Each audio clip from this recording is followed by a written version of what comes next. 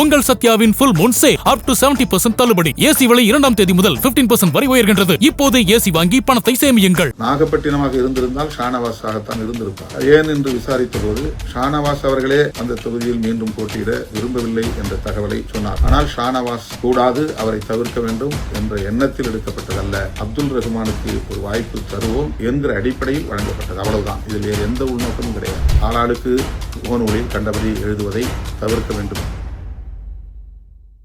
வேலை வேண்டுமா? Blue ocean இருக்கிறது.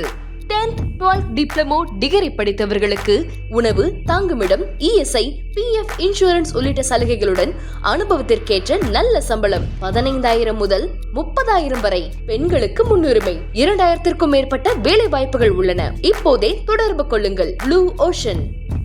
அன்பார்ந்த தோழர்களே, என் உயிரின் உயிரான விடுதலை சிறுத்தைகளே, அனைவருக்கும் அன்பு கலந்த வணக்கம்.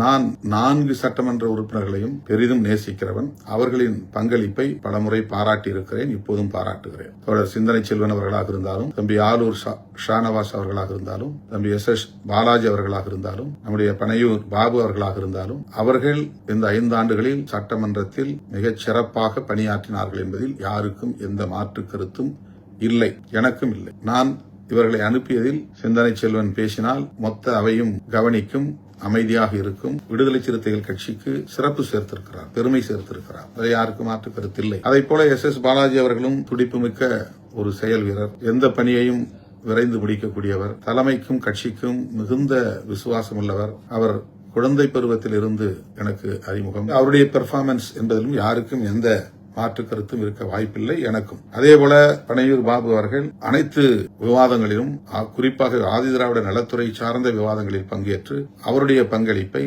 பலரும் பாராட்டும் வகையில் சிறப்பாக பதிவு செய்திருக்கிறார். அப்படி இருக்கிற போது இந்த 3 பேரையும் ஏன் வாய்ப்பு கொடுக்காமல் தவிர்க்க வேண்டும் என்ற கேள்வி எழுவது இயல்பு. இதற்கு எந்த உள்நோக்கமும் கிடையாது. ஒரு முறை கூட எங்களுக்கு வாய்ப்பு கிட்டவில்லை என்று போராடுகிறவர்களின் எண்ணிக்கை அதிகம். முதல் முறை கிடைத்தது, வெற்றி பெற்றோம். 2வது முறையும் எங்களுக்கு கிடைக்கவில்லை என்கிற எதிர்பார்ப்பு சிறப்பாக பணியாற்றியவர்கள் என்கிற அடிப்படையில் ஆலூர் ஷானவாஸ் அவர்களுக்கு இருப்பதிலும், பாலாஜி அவர்களுக்கு இருப்பதிலும், பனையூர் பாபு அவர்களுக்கு இருப்பதிலும் நியாயம் இருக்கிறது, இல்லை என்று நான் மறுக்கவில்லை. நம்முடைய கட்சி 8 இடங்களை மட்டுமே பெறுகிற கட்சி.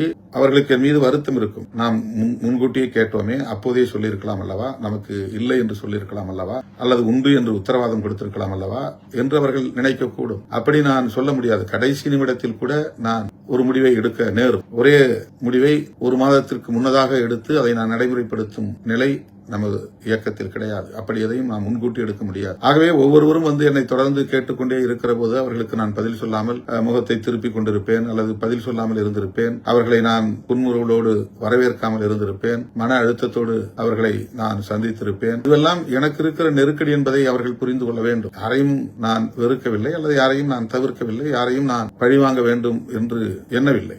நம்மிடத்திலே ஒரு 20 தொகுதிகள் இருக்கின்றன என்று சொன்னால், முன்னணி தோழர்கள் ஒரு 10 பேருக்கு கொடுத்து முடித்துவிட்டு ஒரு 10 தொகுதி என் கையிலே இருந்தால் நான் சுதந்திரமாக முடிவெடுக்க முடியும். இப்போது நான் அறிவித்திருக்கிற இந்த வேட்பாளர்களில் 3 பேரை ஏற்கனவே சட்டமன்ற உறுப்பினர்களாக இருந்தவர்களை வாய்ப்பு தராமல் தவிர்த்துவிட்டு அந்த இடத்தில் புதிய 3 பேருக்கு வழங்கியிருக்கிறோம். புதிய 3 பேர் அல்லது புதிய 2 பேர், 2 பொது தொகுதி, பன்ருட்டி தொகுதி, அதில் அப்துல் ரஹ்மான், திருப்போரூரில் பன்னீர்தாஸ். என்னுடைய முடிவை தவறாக கருத மாட்டார்கள் என்று நான் நம்புகிறேன். அப்படித்தான் நம்பி நான் இந்த முடிவை எடுத்தேன். ஆலூர் ஷானவாஸை போல அப்துல் ரஹ்மானால் பேச முடியுமா என்று கேள்வி எழுப்பலாம். ஆலூர் ஷானவாஸை போல வாதத்திறமை உள்ளவரா என்று கேள்வி எழுப்பலாம். ஆலூர் ஷானவாஸ் சட்டமன்றத்தில் பேசினாலும் சரி, சட்டமன்றத்தில் இல்லாமல் வெளியிலே பேசினாலும் சரி, அது நம்முடைய கட்சிக்கு வலு சேர்க்கும் என்பதிலே யாருக்கு மாற்று கருத்து இல்லை. ஆனாலும் 20-30 ஆண்டுகளாக உங்களோடு தொடர்ந்து பயணிக்கிறேன். நான் இந்த முறையாவது எனக்கு வாய்ப்பு கொடுங்கள் என்று கேட்டார். ஏற்கனவே அவருக்கு ஒரு முறை வேலூரிலே கொடுத்த மக்கள் நல கூட்டணியில் மிக குறைவான வாக்குகளை ஒருவராக அவர் இருந்தார். அவரால் திறம்பட மக்களை சந்தித்து வாக்கு சேகரிக்க முடியவில்லை என்கிற விமர்சனங்கள் இருந்தாலும் கூட அவருக்கு தர வேண்டிய ஒரு சூழல் கடைசி நிமிடத்திலே உருவானது. நாகப்பட்டினமாக இருந்திருந்தால் ஷானவாஸாகத்தான் இருந்திருப்பார். நான் மாற்று சிந்தனைக்கு போயிருக்க வாய்ப்பில்லை. நாகப்பட்டினம் திரு ஜவாஹருல்லாவுக்கு வழங்கிவிட்டார்கள். ஏன் என்று விசாரித்த போது ஷானவாஸ் அவர்களே அந்த தொகுதியில் மீண்டும் போட்டியிட விரும்பவில்லை என்ற தகவலை சொன்னார். பிறகு ராயபுரத்தை தான் ஷானவாஸ் விரும்புகிறார் என்ற தகவல் கிடைத்தது. நான் உடனே ராயபுரம் டிக் செய்து விட்டேன். அது ஷானவாஸுக்காக. திருப்போரூர் பாலாஜி மீண்டும் போட்டியிடுகிறார். அதை அப்படியே நான் எழுதி வைத்திருக்கிறேன், டிக் அடித்து விட்டேன். இடையில் திடுமென ஷானவாஸ் ராயபுரம் வேண்டாம் என்கிறார். ராயபுரம் வேண்டாம் என்ற பிறகு பல்லாவரம் பல்லாவரம் கேட்டால் அது தேமுதிகவுக்கு போய்விட்டது. ஒருவேளை பல்லாவரம் கிடைத்திருந்தால் அது ஷானவாஸுக்கு போயிருக்கும். ஆனால் முதல்வரே தலையிட்டு நமக்கு ஒரு பொது தொகுதி, இன்னொரு தனி தொகுதி முடிவு செய்வதிலே ஏற்பட்ட காலதாமதம், விரைந்து முடிக்க வேண்டும். நாளைக்கு திமுக வேட்பாளர் பட்டியலை அறிவிக்க வேண்டும். எனவே இன்றைக்கு எல்லோரையும் முடித்து அனுப்புங்கள், யார் என்ன கேட்கிறார்களோ கொடுத்து அனுப்புங்கள் என்று முதல்வர் சொன்னதன் அடிப்படையில்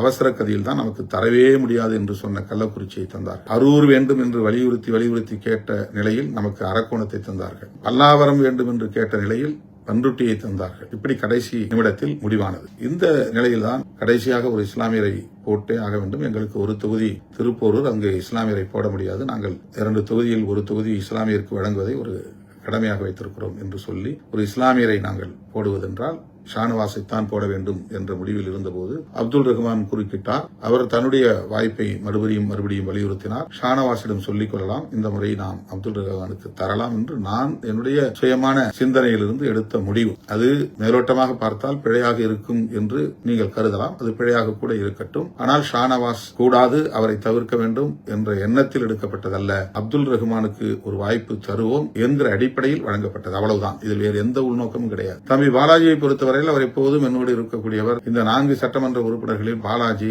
அடிக்கடி என்னோடு இருந்து என்னுடைய கஷ்ட நஷ்டங்களை புரிந்து எனக்கு ஒத்துழைப்பு நல்கியவர். பொருளாதார ரீதியாக கூட கட்சி தலைமை அலுவலகத்தை புனரமைப்பு செய்த போது அவருடைய பங்களிப்பு குறிப்பிட்டு சொல்லக்கூடிய அளவுக்கு இருந்தது என்பதை யாரும் மாற்று கருத்து சொல்ல முடியாது. ஆகவே அவரை என்னால் சமாதானப்படுத்த முடியும், அல்லது நான் சொன்னால் அவர் கேட்டுக்கொள்வார், அல்லது என் தலைமையின் மீது அவருக்கு ஒரு நம்பிக்கை இருக்கிறது, அதனால் நான் எடுக்கிற முடிவில் அவருக்கு ஒரு நியாயம் தெரியும் என்று நம்பி நான் அந்த முடிவை எடுத்தேன். இன்னொருவருக்கு வாய்ப்பு. தொடர்களே, வேட்பாளர் தேர்வில் எந்த உள்நோக்கமும் இல்லை. ஷானவாஸ், SS பாலாஜி, பனையூர் பாபு ஆகிய மூவரும் தங்களுடைய வருத்தங்களை அல்லது வேதனைகளை என்னிடத்தில் நேரிலே வந்து வெளிப்படுத்தலாம். தொடர்ந்து கட்சியில் நல்ல பொறுப்புகளை ஏற்று சிறப்பாக பணியாற்றுவார்கள் என்று நான் நம்புகிறேன். ஆளாளுக்கு முகநூலில் கண்டபடி எழுதுவதை தவிர்க்க வேண்டும் என்று கேட்டுக்கொள்கிறேன். நன்றி, வணக்கம்.